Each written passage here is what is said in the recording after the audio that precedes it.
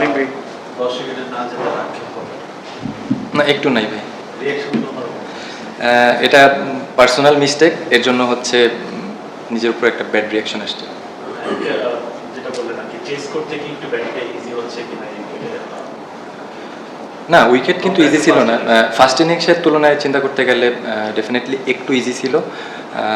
First ইনিংসে কিন্তু বল খুবই গ্রিপ করতেছিল, তো সেকেন্ড ইনিংসেও কিছু বল হোল্ড করতেছিল। তো ওইটার সাথেই বারে বারে আমি পার্টনারের সাথে ওইটাই কথা বলতেছিলাম যে কিছু বল স্কিডেই জোরে আসতেছে, কিছু বল হোল্ড করে আসতেছে। তো ওই জিনিসটা জাস্ট অ্যাডজাস্ট করার চেষ্টা করছি। ওকে তালিম ভাই একদিন আগে আমাদের বলাররা যখন খুব ভালো বল করে এরকম একটা টোটাল দেয়, তখন কিন্তু অত বেশি প্রেশার থাকে না। তো লো স্কোরিং ম্যাচ ছিল, তো আমার রসের সাথে কথা হইতেছিল যে আমরা ফার্স্ট পাওয়ার প্লেটা প্রপার ইউটিলাইজ করবো, উইকেট যেরকমই থাকে আমরা যেন প্রপার ইউটিলাইজটা করতে পারি। তো ওই জিনিসটা রাইটি লেফটি যখন আসতেছিল আমি ওর সাথে কথা বলতেছিলাম, ওই জিনিসটা প্রপার ইউটিলাইজ করার চেষ্টা করতেছিলাম। দেন দুজনে আন্ডারস্ট্যান্ডিং ভালো হওয়ার জন্য কন্টিনিউ লম্বা হচ্ছে। ওকে যেটা হলো ওভারশিপ চেঞ্জ করতেন, ওটা পেছনে ফেলে আসছেন, ওখান থেকে তিনটা ম্যাচ জিতলেন, টেবিলটা করলেন, আজকে নিচে পারফর্ম করলেন, হাউসে ফিলিং সাম আপ করেন। বললেন এখনই মাথায় আসলো যে টেবিল টপার টুর্নামেন্টের আগে এগুলি যখন যখন শেষ হয়েছে তখনই ব্রেন থেকে আউট হয়ে গেছে। জাস্ট কনসেন্ট্রেশন অনলি এই টুর্নামেন্টে ছিল, ফার্স্ট ম্যাচে ছিল। তো আমি চেষ্টা করছি যেন ফার্স্ট ম্যাচ থেকে যেন আমার যেটা আমি যেভাবে প্রিপেয়ার্ড হয়েছি ওইভাবে যেন ওয়েল মেনটেন করে যেন ডেলিভার করতে পারি। টু বি অনেস্ট এগুলি মাথায় ছিল না। টিমের মোটা সিমিলার প্রশ্ন, আপনি যখন আসছিলেন দেখুন গ্যালারি থেকে কোয়ালিটি বলে আসলে সবাই আওয়াজ করতেছে, তো টুর্নামেন্ট শুরুর আগে যে ঘটনা ঘটলো এরপর বিসিবি টেক ওভার নিল, এরপরে কি মানে আপনারা বেশি মেন্টালি রিলিফ কিনা টিমটা নিয়ে, বা এখন মনে হচ্ছে কিনা যে খুব প্রেস মাইন্ডে খেলা হচ্ছে?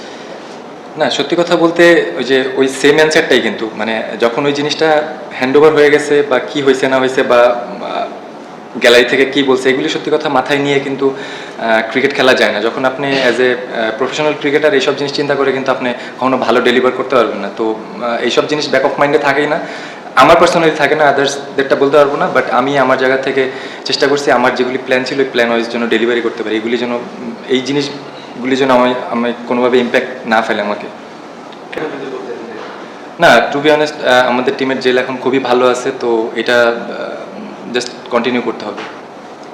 কিন্তু সারপ্রাইজ যে ওই কন্ডিশনে বেশ দুটো ভালো ইনিংস খেললেন। না, টু বি অনেস্ট এই টাইপের প্লেয়াররা কিন্তু ওয়ার্ল্ডে সব জায়গায় সব রকম উইকেটে কিন্তু ক্রিকেট খেলে ইউজ টু। তো আমার কাছে ওরকমভাবে সারপ্রাইজ লাগে না, আমি মানে আমার কাছে এক্সপেক্টেড, মানে এক্সট্রাঅর্ডিনারি না। ওকে ওই রস সিগন্যালের ব্যাটিং আপনার জন্য কতটা সুবিধা হয়? বেশ ফ্রি ফ্লো একটু রুমিও খেলে, মানে ম্যানিপুলেট করে ক্রিস্টা, মানে কোন জিনিসটা মনে হচ্ছে যে স্ট্যান্ড আউট করে? আমার কাছে ফিল হয়েছে যখন মানে ও সিচুয়েশনটা বুঝতে পারতেছে যে আমি কি মাইন্ডে আছি, যখন ও দেখতেছে আমি ওভার এক্সাইটেড, আমি এখন বড় শটে যাবো, তখন এসে কিন্তু আমাকে হোল্ড করতেছে যে মেয়েটা এখন দরকার নেই।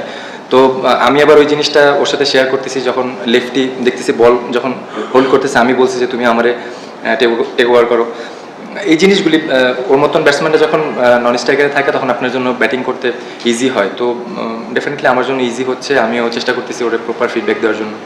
আপনি মানে ম্যাজিক কার্ড, এই যে দুজনে অন্যরা 10 জনে মিলে যা করতে পারছেন আপনারা দুজনে মিলে সেটা করে যাচ্ছেন, তো এই ম্যাজিক কার্ডটা কিভাবে সম্ভব হলো? আর নেপালে খেলার কারণে কি যে আপনার প্লেয়ার সে খুব ভালো করছে কিনা? নেপালের কন্ডিশন, বাংলাদেশে আমাদের সিলেটের যে কন্ডিশন, মানে ইউজ উইকেট যেরকম আচরণ করছে সেটাকে সে অ্যাডাপ্টেড করে ফেলছে কিনা? অনেক রান করেছে, সেটার কারণে একটা ইতিবাচক ফল আসছে কিনা? হ্যাঁ, এক্স্যাক্টলি, এটা আমি এগ্রি করবো আপনার সাথে, কারণ আমি ওর সাথে কথা বলতেছিলাম যে ওই জায়গার উইকেট কেমন ছিল, কন্ডিশন কেমন ছিল। আমারও কিন্তু এখানে খেলার কথা ছিল, সামহাও আমার ফার্স্ট ক্লাসের জন্য আমি যেতে পারিনি। তো ওর সাথে এই ব্যাপারটা নিয়ে কালকেও ডিসকাস করছি যে তোমার উইকেট কেমন লাগলো। তো ও বললো যে জিনিসটা শেয়ার করলো যে ভেরি সিমিলার। তো ওইখানে যেহেতু ও কন্টিনিউ রান করে আসছে, আমি ওর উপর 100% কনফিডেন্স ছিলাম যে ওই জায়গাটা কন্টেন্ট করবে, ওই জিনিসটাই রেগুলার কন্টেন্ট করবে। তো ওই জিনিসটা নিয়ে ডিসকাস হয়েছে, ওভারঅল এক্সট্রা ওইভাবে কথা হয় না। তো ডেফিনেটলি ওই জিনিসটা হেল্প করছে। আর ম্যাজিক স্ট্রাইক রেট হাই রাখাটা কি শুরু থেকেই মাথায় ছিল? লাস্ট 4 বছর ধরে চেষ্টা করতেছি ট্রিকি উইকেটে কিভাবে রান করা যায়, রানের অপশনটা কিভাবে বাড়ানো যায়।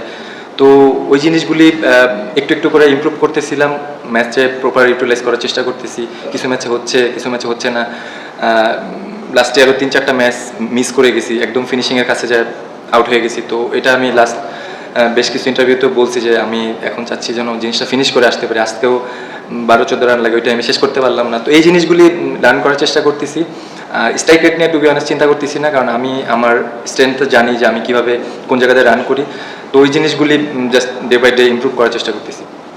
কারণ মানে হঠাৎ করে এরকম হলো, মানে এত উপরে উঠে আসা, খুব ভালো বাজেবাদ করে ফেলা, এটা কিভাবে সম্ভব? না দেখেন, আমরা তো আমার কাছে ওরকম আপনি যেভাবে বলতেছেন, আমরা কিন্তু একটা ম্যাচ জাস্ট টপ অর্ডার, ওই দিন আমরা ভালো স্টার্ট করছি, সামহাও আমাদের জাস্ট টপ অর্ডারে একটু ক্লাবস করছে দেখে হচ্ছে আমরা কন্টিনিউ করতে পারি না। আদারওয়াইজ তো আমরা 3টা ম্যাচ ভালো স্টার্ট করছি। তো আমার কাছে ওরকম মনে হয় না যে এক্সট্রাঅর্ডিনারি ম্যাজিক্যাল কোনো কিছু।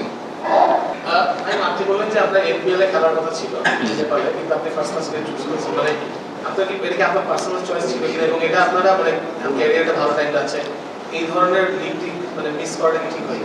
না, টু বি অনেস্ট ওই যে ডিলটা প্রপার হচ্ছে, যখন ফার্স্টে আমার বিপিএলটা শেষ হয়েছে তখন এক রকমের ডিল ছিল। দেন যখন ইনস্ট্যান্ট একদম ওরা আমার ফার্স্ট ক্লাস টুর্নামেন্ট চলতেছে, আমার ফার্স্ট ক্লাসেও তো টি20 ক্রিকেটই হয়েছে। তো আমার কাছে যেহেতু ওভারঅল লেনদেনটা ম্যাচ করে নাই, দ্যাটস আমি এটা চুজ করছি। বাট বোর্ড আমাকে বলছে যে তুমি ডিসাইড করতে পারো, সমস্যা নেই যদি আউটসাইড হয়। Thank you. মানে আমাদের ক্রিকেটের অন্যতম বড় প্রাণ কিন্তু আমাদের সাধারণ দর্শকরা না থাকলে তো আমাদের ক্রিকেট এই জায়গায় আসে না।